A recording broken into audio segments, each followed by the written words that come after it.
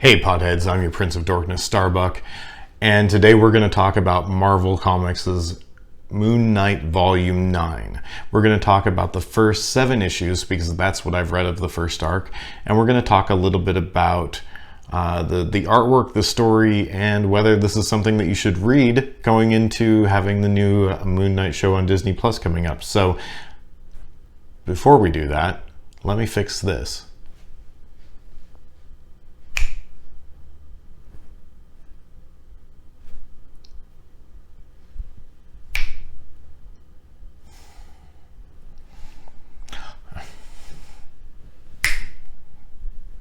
That's better. Hey Podheads, welcome back. Thanks so much for joining us. Make sure to hit that subscribe and like button. It really helps out the channel.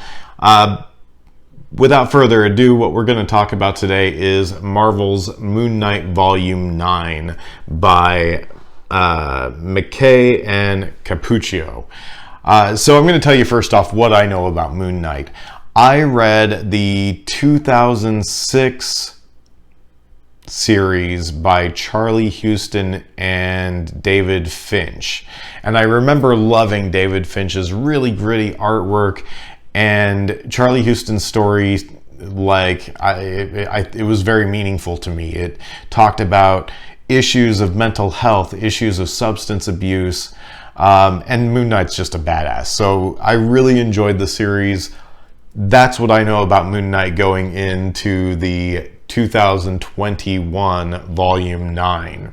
So what Marvel presents at the beginning of issue 1 is that mercenary Mark Spector died and was reborn in the shadow of Khonshu, the Egyptian god of the moon. Spectre became the Moon Knight, the Fist of Khonshu, to fight evil. Through his midnight mission, he is defender of all those who travel at night. Now, every time I hear that, I think it's kind of cheesy, but then I remember that Green Lanterns are literally afraid of yellow, so cheese be what it is.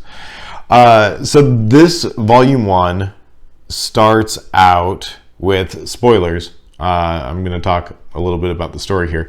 Vampire, like a kind of a faceless vampire fight between Moon Knight and vampires, and he kills a couple of bad vampires, and what we find out is that said evil vampires basically had a vamp pyramid scheme in the city where they're kidnapping and turning humans into vampires and then forcing them to do the same. In this, we see our hero faced with the moral dilemma of, do I kill vampires that were just turned into vampires that don't want to be vampires, or do I judge someone based on the context of their actions versus who they are? This part of the story is telling of the character, and I think that it's an important note to make that this character, unlike a lot of the tropes that we see in modern comic books, is somebody that even throughout the first arc has changed his mind, has recognized outdated views and grown even just in a few episodes, or a few issues. So I think that that is a very impressive character development. As we're talking about, or as we're seeing this vampire fight unfold, it becomes clear as we shift scenes that Mark Spector is actually telling this story to his therapist. Here's something I'd love you guys to comment on. The therapist is named Dr. Andrea Sturman, and apparently was hired by the Avengers to provide mental health therapy to Mark Spector. So please, in the comments below, tell me if you know why. There's clearly some backstory. It sounds like Moon Knight must have kind of messed up the Avengers, and I'd love to know all about that. So it sets up kind of I feel like a Sopranos type of feeling where he's like, you know, talking about all the bad things and the good things that he does to his therapist. And that's kind of how the story is being unfolded. In this first issue, he also meets another antagonist. I'm not going to say villain, but he'll meet another antagonist in the story called Dr. Bader, spelled B-A-D-R, so I'm calling it Bader. who apparently is Hunter's Moon, which is Khonshu's other fist. Which I had to look it up. This is a new character, it's not something that I've missed out on in the past. So I'm interested to see how this plays out.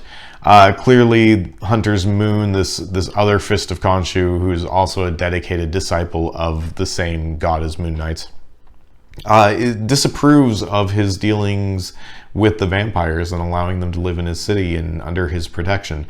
Clearly, he feels like this is a type of heresy. So that sets up a kind of a dilemma for these two characters.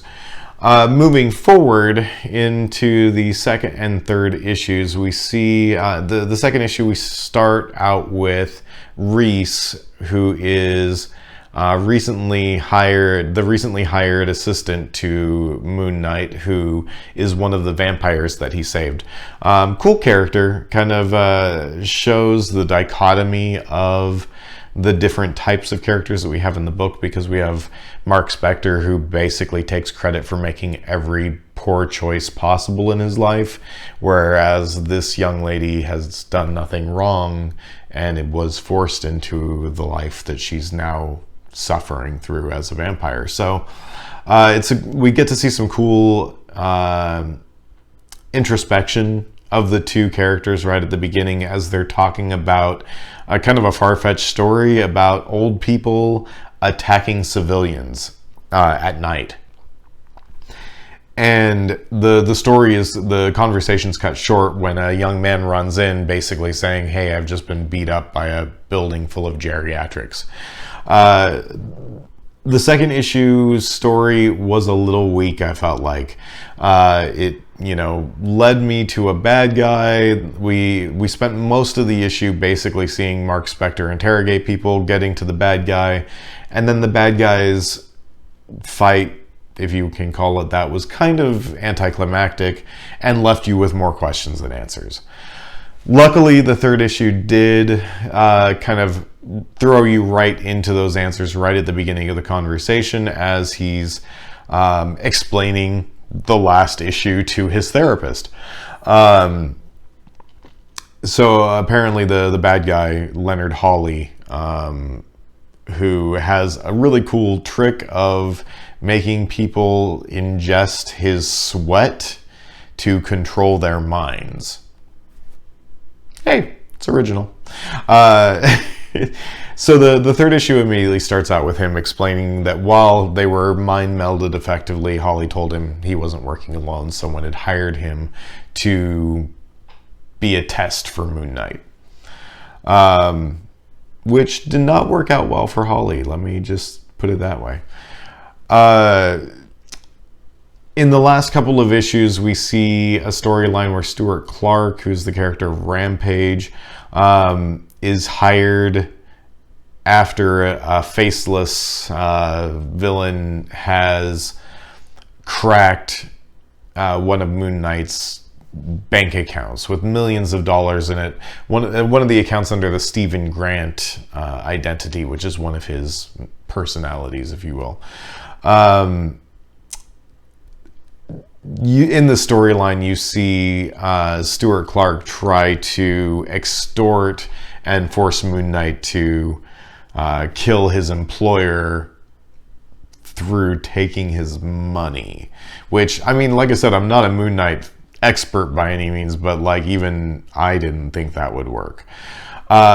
So the first story arc so far has had some ups and downs. It's kind of had some shortcomings from issue to issue, but I think overall it's definitely going in a direction that seems like a lot of fun. We haven't gotten to see nearly as much of the troubled psyche of Moon Knight that I expected after reading the 2006 run. We get a character that seems much more grounded, although at times I do kind of wonder if when he has the mask on, if the writers and artists are trying to portray him in a completely different way than when he has his mask off.